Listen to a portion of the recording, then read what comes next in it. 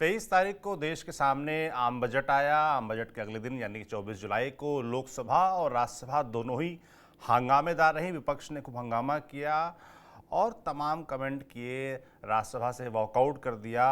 निर्मला सीतारमण और मल्लिकार्जुन खड़गे के बीच बहस हुई। इसके अलावा और भी बहुत कुछ हुआ है, इस शो में आपको वो बताएंगे। जैसे कि प्रधानमंत्री की संसद के अंदर 2 घंटे तक बैठक चली है टॉप बीजेपी नेताओं के साथ। उस बैठक में क्या कुछ चर्चा हुई ये आपको बताएंगे। इसके अलावा अभिषेक बनर्जी टीएमसी नेता हैं और ममता बनर्जी के भतीजे हैं, उनके बारे में बड़ी चर्चा हो रही है, उनके भाषण की बड़ी चर्चा हो रही है, उसके बारे में आपको बताएंगे। राहुल गांधी की आज किसानों से मुलाकात हुई है तो उसमें क्या कुछ हुआ वो आपको बताएंगे। और तमाम मुद्दों पर बात करने के लिए हमारे साथ जुड़ेंगे हमारे वरिष्ठ साथी अमोद राय जी, जो कि लगातार संसद में तैनात रहते हैं, लोकसभा राज्यसभा की कार्यवाही पर नजर रखते हैं। अमोद जी, बहुत स्वागत है आपका। शुरुआत मुझे लगता है कि जो संसद में दिन भर बहस हुई है, चीज़ें हुई, वो तो ही है, मगर एक महत्वपूर्ण घटना आज घटी है। प्रधानमंत्री की 2 घंटे तक बैठक चली है, संसद के अंदर चली है, बीजेपी के टॉप नेताओं के साथ चली है। तो क्या इस बैठक का एजेंडा था, क्या कुछ बातचीत अंदर हुई है, थोड़ा बताइए उसके बारे में। देखिए, आज पार्लियामेंट शुरू होने से पहले ही ये बैठक शुरू हो गई थी। तकरीबन 10:30 बजे से पौने 11 बजे के बीच जैसे ही प्रधानमंत्री संसद भवन पहुंचे, उसके पहले बीजेपी के संगठन महामंत्री जो हैं बीएल संतोष, वो पहुंच चुके थे। और उससे पहले गृह मंत्री अमित शाह पहुंच चुके थे, स्वास्थ्य मंत्री और बीजेपी अध्यक्ष जेपी नड्डा पहुंच चुके थे। और प्रधानमंत्री के आते ही राजनाथ सिंह जो रक्षा मंत्री हैं वो भी पहुंचे और ये बैठक शुरू हो गई। और पार्लियामेंट शुरू होने से पहले ये बैठक शुरू हो गई और तकरीबन ये 2 घंटे की बैठक चली। लेकिन बैठक में क्या रहा ये तो सरसरी तौर पे नहीं कहा जा सकता, लेकिन जो बीजेपी के जानकार हैं और जो अंदरूनी सूत्र हैं वो ये बता रहे हैं कि पार्टी अभी फ़िलहाल जो है एक कार्यकारी अध्यक्ष को लेकर चर्चा कर रही है, उसको लेकर मंथन चिंतन का दौर जारी है। और साथ ही नए अध्यक्ष के चुनाव की प्रक्रिया भी आरंभ हो रही है। तो उसमें जो सबसे प्राथमिक काम होता है कि बीजेपी सबसे पहले अपना ड्राइव चलाती है, मेंबरशिप ड्राइव। उसके बाद ब्लॉक लेवल के अध्यक्ष को चुना जाता है, उसके बाद जिला अध्यक्ष को चुना जाता है, उसके बाद राज्य अध्यक्ष चुना जाता है। 50% कम से कम राज्य अध्यक्ष जब चुन लिए जाते हैं तब परमानेंट अध्यक्ष की नियुक्ति होती है, उसका चुनाव होता है, उसकी प्रक्रिया आरंभ की जाती है। तो वो भी प्रक्रिया किस गति से चल रही है उस पर भी चर्चा इस बैठक में हुई है, ऐसा बताया जा रहा है। और साथ ही ये भी एक महत्वपूर्ण चीज़ अभी कल दिल्ली में होने जा रहा है सौरभ। बीजेपी में जो काम करते हैं संघ से आए हुए संगठन मंत्री, जितने भी बीजेपी राज्य हैं सब जगह एक संगठन मंत्री होता है अध्यक्ष के साथ साथ। जैसे केंद्र में बीएल संतोष हैं, वैसे ही हर राज्य में एक संगठन मंत्री होता है। उनकी 2 दिनों की माइंड स्टॉर्मिंग सेशन कल से शुरू होने जा रहा है दिल्ली में। बीजेपी का जो विस्तार कार्यालय है उसके अंदर उनकी बैठक होगी और देश भर से तकरीबन 35 से 40 संगठन महामंत्री उसमें हिस्सा लेंगे। और जो अभी फ़िलहाल लोकसभा का परिणाम आया है उसको लेकर भी उसमें चर्चा होगी, आगे के रोड मैप पे चर्चा होगी, पार्टी की दिशा और दशा पे चर्चा होगी। चूँकि ये संगठन महामंत्री सीधे संघ से आए हुए प्रचारक होते हैं तो उनकी जो अपनी थॉट है, अपनी जो ज़मीनी पकड़ है, अपनी जो ज़मीनी फीडबैक है, उसके आधार पर भी चर्चा करेंगे। तो उसका जो एक एजेंडा होता है उस बैठक का, उसके बारे में भी इस बैठक में जो आज पार्लियामेंट में बैठक हुई है उसमें चर्चा हुई है, ऐसा सूत्र बताते हैं। लेकिन सबसे महत्वपूर्ण अभी सबकी निगाहें लगी हुई हैं कि बीजेपी के अध्यक्ष पद पर क्या होगा, तो उसको लेकर भी इस बैठक में चिंतन मंथन जरूर हुआ है। और ये बताया जा रहा है कि बीजेपी का कार्यकारी अध्यक्ष बहुत जल्द पार्लियामेंट सेशन खत्म होते होते बीजेपी को नया कार्यकारी अध्यक्ष देने की कोशिश उसके शीर्ष नेता कर रहे हैं। और इस लिहाज से ये बैठक बहुत महत्वपूर्ण था सौरभ। बिल्कुल, लगातार चिंतन मनन का दौर चल भी रहा है बीजेपी के अंदर लोकसभा के चुनाव के नतीजों के बाद से। और जो आपने कहा कि कार्यकर्ता पूरे देश का अपेक्षा इस वक्त कर भी रहा है कि अगला अध्यक्ष कौन होगा, क्योंकि जेपी नड्डा केंद्रीय मंत्रिमंडल में आ चुके हैं।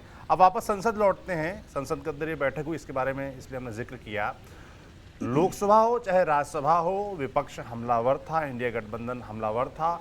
संसद शुरू होने से पहले भी तख्तियां लेकर संसद के बाहर विपक्षी गठबंधन ने, इंडिया गठबंधन ने नारेबाजी की, बजट का विरोध किया और इसको सरकार बचाओ बजट भी कहा। प्रश्नकाल के दौरान राज्यसभा में तो वॉकआउट भी कर दिया।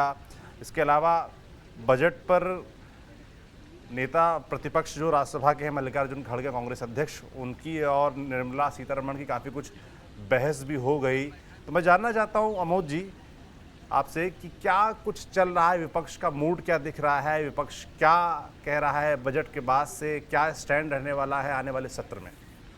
देखिए, विपक्ष अभी फिलहाल जो है, कल जैसे ही ये बजट पेश हुआ उसके बाद से ही विपक्ष ने एक लाइन कहा कि ये प्रधानमंत्री सरकार बचाओ बजट लाए हैं और उसके लिहाज से ही इसमें सब कुछ तय किया गया है। विपक्ष जो आरोप लगा रहा है या विपक्ष जो कहने की कोशिश कर रहा है वो ये है कि बिहार को इस बजट में पहली बार काफ़ी बरसों बाद, मुझे लगता है कि 2 दशकों में सबसे बड़ा पैकेज, राहत पैकेज एक बिहार को दिया गया है इस बजट में।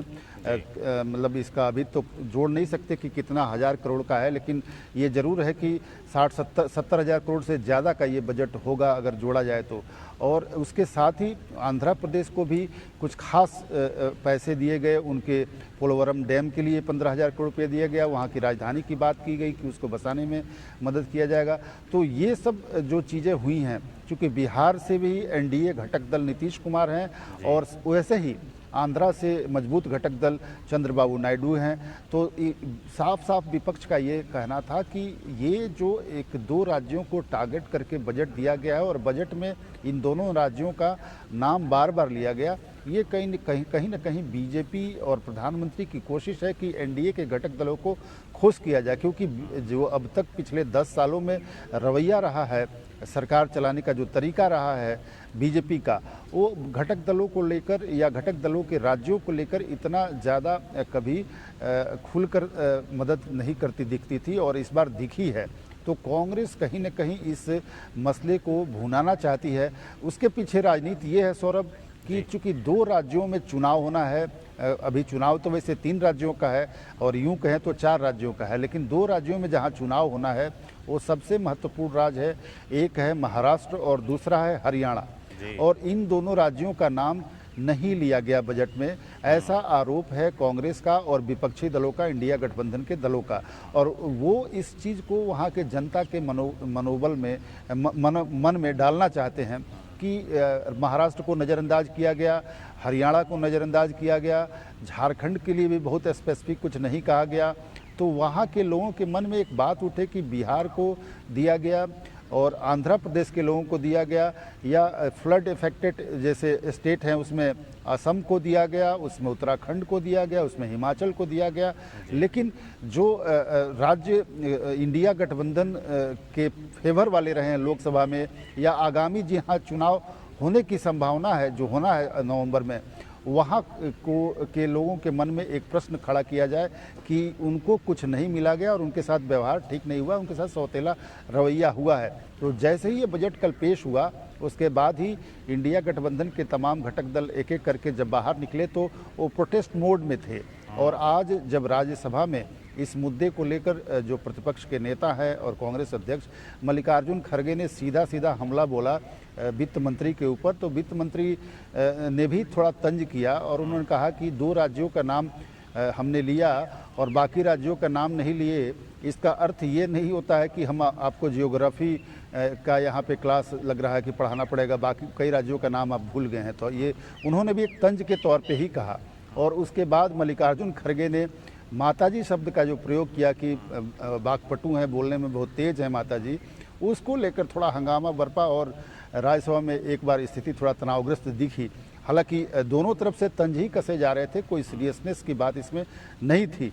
लेकिन विपक्ष जिस तरह से इसको मुद्दा बना रहा है पूरे मसले को, वो कहीं न कहीं आगे आने वाले चुनाव के हिसाब से जो 2 राज्यों में खास करके उसको जो दिख रहा है, महाराष्ट्र में इसको इशू बनाया जाए तो वहाँ फ़ायदा मिल सकता है, हरियाणा के लोगों के दिमाग में ये बात डाला जाए तो वहाँ भी राजनीतिक फ़ायदा मिल सकता है। तो इसकी कोशिश में विपक्ष लगा हुआ है सौरभ। बिल्कुल, जो अमोद जी ने भी जिक्र किया माता जी वाले एपिसोड का, जो मल्लिकार्जुन खड़गे ने राज्यसभा में बोला, एक बार अपने दर्शकों को सुनवा भी देते हैं। हमारी जो अपेक्षा ऐसी थी सबसे ज्यादा मुझे ही मिलेगा, लेकिन इतना हमको तो कुछ नहीं मिला, तो इसका तो हम कंडम करेंगे, प्रोटेस्ट करेंगे और सारे इंडिया पार्टी अलायंस सारे कन्याकुमारी से लेकर Sir, first, कश्मीर तक Yet the Honorable Finance नहीं, Minister. मैं बोल देता हूँ, उन्होंने तो बोलने में माता जी बोलने में तो एक्सपर्ट है, मुझे मालूम है, तो ये उसी तो माता जी नहीं आपकी बेटी मैं- के बराबर हैं। मैं अपनी तो आपकी बात रख बेटी रहा के हूँ। बराबर हैं। तो इसीलिए सर मैं कंडम करता हूँ, अगर आप जिस जगह अपोजिशन पार्टी चुन के आ गई, जिस जगह आपको निग्लेक्ट किया गया है या लोगों ने नकार दिया आपको, उस जगह कुछ नहीं मिला। और लोग अगर ऐसा आप करते गए, अगर बैलेंस नहीं होगा, डेवलपमेंट कैसा You होगा? have made your point, sir. आज आपके साथ है, कल लोग वो दूसरों के साथ होंगे। You have made. तो देखा आपने कैसे जगदीप धनखड़ ने बोला कि वो आपकी माता जी नहीं, आपकी बेटी की उम्र की हैं। और इस तरीके से बहस लगातार चलती रही, फिर विपक्ष का वॉकआउट भी हुआ राज्यसभा में। अब चलते हैं अगले मुद्दे पर। राहुल गांधी आज किसानों से मिले और किसानों से जब उनको मिलना था, उससे पहले किसानों को संसद के अंदर आने नहीं दिया जा रहा था, तो उनका बयान भी आया, उन्होंने तंज कसा कि किसानों को अंदर लोकसभा में शायद इसलिए आने दिया जा रहा है क्योंकि वो किसान हैं।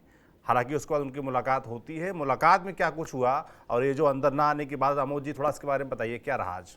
देखिए 12 किसानों को मैंने देखा संसद भवन के अंदर घुसते हुए, और जहां से आम आदमी घुसता है संसद के अंदर, उसी द्वार से, जिस द्वार से हम लोग घुसते हैं, उसी द्वार से वो लोग भी घुस रहे थे। और इत्तेफाक से मेरे बगल से ही सारे निकले थे, तो मैंने देखा था 12 सांसद, कांग्रेस के एक सांसद हैं राजा अमरिंदर, वो लेके जा रहे थे और राहुल गांधी के कमरे की तरफ लेकर ही जा रहे थे। बीच में क्या हुआ, उनको मिलने दिया गया, नहीं मिलने दिया गया, लेकिन सदन के अंदर वो लोग घुसे थे, ये मैंने देखा था।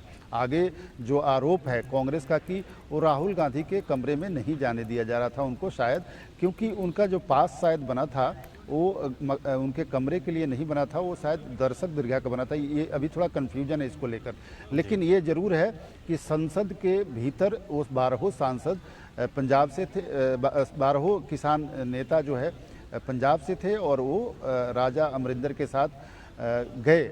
और इसको लेकर राहुल गांधी की जो एक कोशिश है कि संसद के अंदर किसानों की बात मैं उठाऊंगा, और किसानों को जो है कौन उनके साथ है और कौन उनके साथ नहीं है, ये एक बार वो घूमेंगे, मिलेंगे लोगों से, तो ये भी एक बात सामने आ जाएगी। बेसिकली कांग्रेस किसानों के मुद्दे को लेकर पंजाब में चाहती है ये कि एक ऐसा मैसेज दें जिससे सारे के सारे जो किसान हैं उनके पक्ष में खड़े दिखें।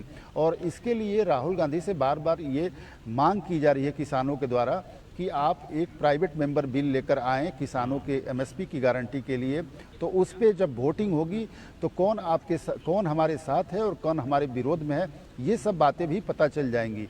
तो इन सब मुद्दों को लेकर एक स्ट्रेटजी के तहत राहुल गांधी उन किसानों से मिले थे, और आगे की रणनीति उनकी यही होगी। निश्चित तौर पे जिस तरह से ये बताया जा रहा है कि राहुल गांधी ये चाहते हैं कि एक प्राइवेट मेंबर बिल उनके द्वारा या उनकी पार्टी के किसी वरिष्ठ नेता के द्वारा लाया जाए, और उस पर देखा जाएगा कि कौन कौन सी पार्टी का समर्थन उनको मिलता है। तो प्राइवेट मेंबर बिल की तो जहाँ तक बात है, मैं बताऊँ सौरभ आपको, सैंक्टिटी इतनी है कि वो एक तरह से अगर सारे दल मान लेते हैं तो उसको सरकार भी अगर मान लेती है तो एडॉप्ट कर लिया जाता है। कई बार ऐसा भी हुआ है प्राइवेट मेंबर बिल को लेकर।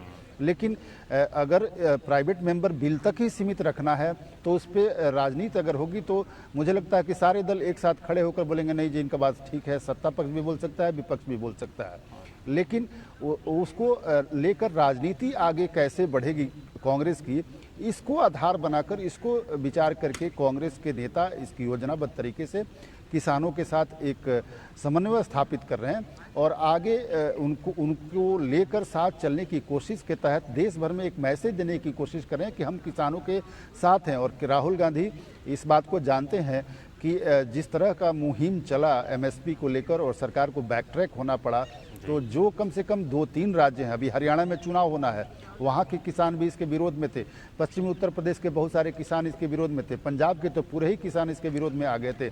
और जो किसानों का संगठन है पंजाब में बहुत मजबूत है, लेकिन हरियाणा में भी संगठन भले ही मजबूत उतना ना हो पंजाब के जितना, लेकिन वहाँ भी किसानों के अपने अपने अलग अलग संगठन हैं और उनकी भी खासी अहमियत है उस स्टेट में।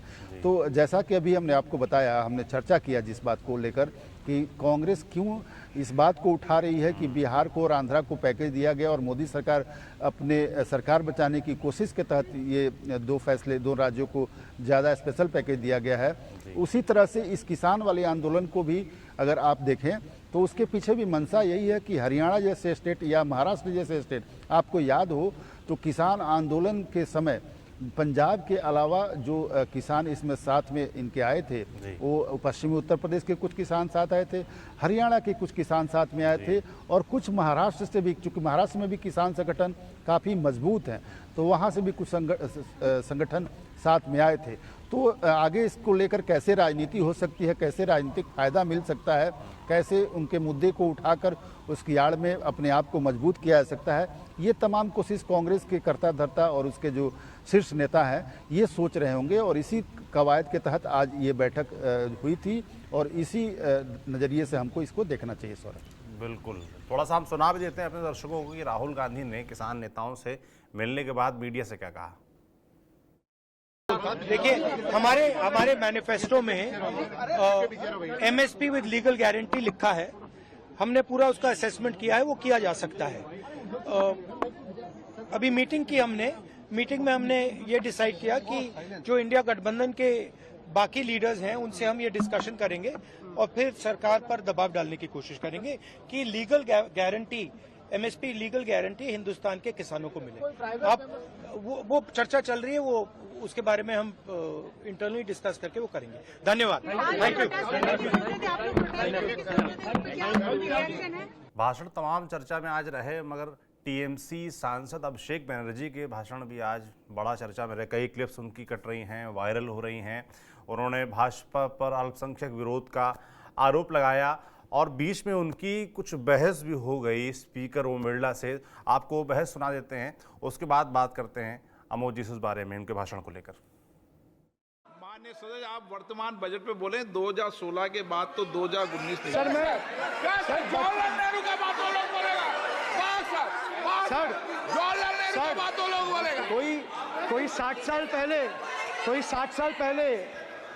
साल पहले जवाहरलाल नेहरू का बात करेगा, दूसरे नेताओं का बात करेगा, तब आप कुछ नहीं बोलेंगे। सब बोलते हैं। मैं 5 साल पहले का डिमोनेटाइजेशन का बात करूंगा तो आप कहेंगे भाई वर्तमान इशू पे बोलिए।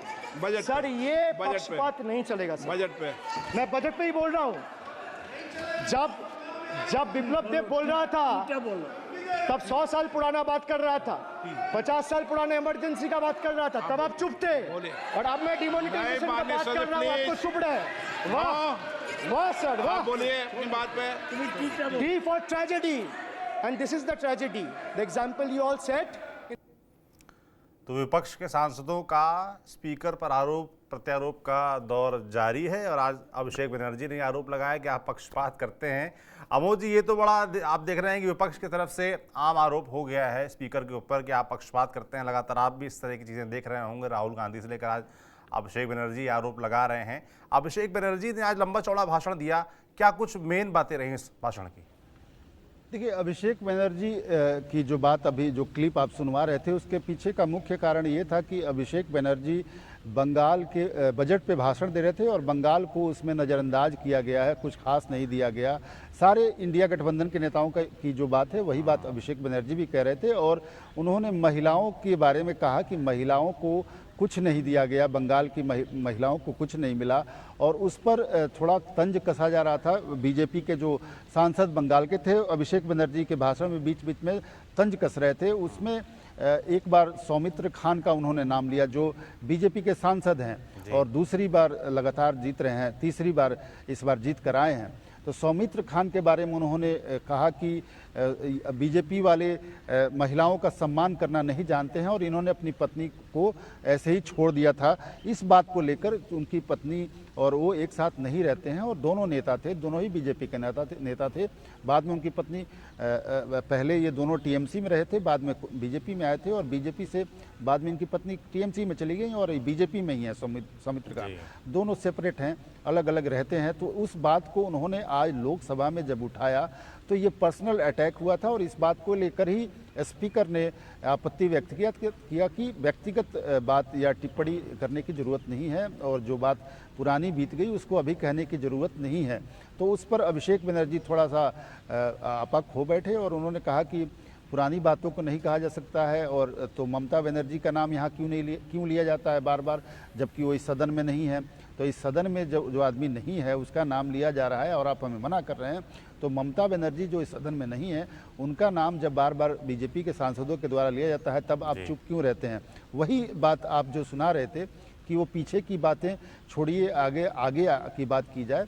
तो ये एक स्पैट हुआ, थोड़ा सा दोनों के बीच नोक झोंक हुई और स्पीकर फाइनली उनको बोलने का मौका दिया। अभिषेक बनर्जी ने अपनी वही बातें दोहराई कि बंगाल को इसमें कुछ नहीं मिला, इसमें बंगाल के साथ अन्याय हुआ है, उसको नज़रअंदाज किया गया है, महिलाओं के लिए इसमें कुछ नहीं है, युवाओं के लिए कुछ नहीं है। तो जो कुछ बातें विपक्ष के नेता के तौर पे उनको कहना चाहिए उन्होंने कहा, लेकिन स्पैट हुआ, थोड़ा हंगामा मचा। उसमें सौमित्र खान थोड़ा आक्रोश में भी आ गए थे, पीछे से उठकर आगे आ गए थे, उधर से टीएमसी के सांसद भी आगे वेल की तरफ बढ़ने की कोशिश कर रहे थे। थोड़ा सा इसमें जोर आजमाइश जरूर दिखा, लेकिन बाद में सब नॉर्मल हो गया, सब ठीक हो गया और सदन अपने काम को करता रहा। तो ये आज के पार्लियामेंट का एक लोकसभा का एक बहुत ही हॉट अप पॉइंट था आज सौरभ। बिल्कुल, बहुत धन्यवाद अमोद जी तमाम जानकारियों के लिए लोकसभा और राज्यसभा के बारे में। तो कुल मिलाकर आज का मजमून यही रहा कि बजट का अगला दिन था और विपक्ष का हंगामा जारी रहा, संसद के बाहर से लेकर संसद के अंदर तक। साफ उनका आरोप था कि जहां हमारा राज है, जहां हमारी सरकारें हैं, विपक्ष की पार्टियों की सरकारें हैं, वहां बजट नहीं दिया गया, उनका नाम क्यों नहीं लिया गया, इस तरह के आरोप लगाए गए। वित्त मंत्री की तरफ से कहा गया कि सभी राज्यों का नाम लेना मुमकिन नहीं है, मगर जो भी योजनाएं आएंगी वो सभी राज्यों तक पहुंचेंगी। तो संसद की पूरी कार्रवाई, आज की मुख्य कार्रवाई ये थी। आपको ये कार्रवाई, ये जानकारी कैसे लगी हमें कमेंट बॉक्स में लिखकर ज़रूर बताएं। बाकी रोज़ हम ऐसे ही आते रहेंगे। आप देखते रहिए TV9 डिजिटल। शुक्रिया।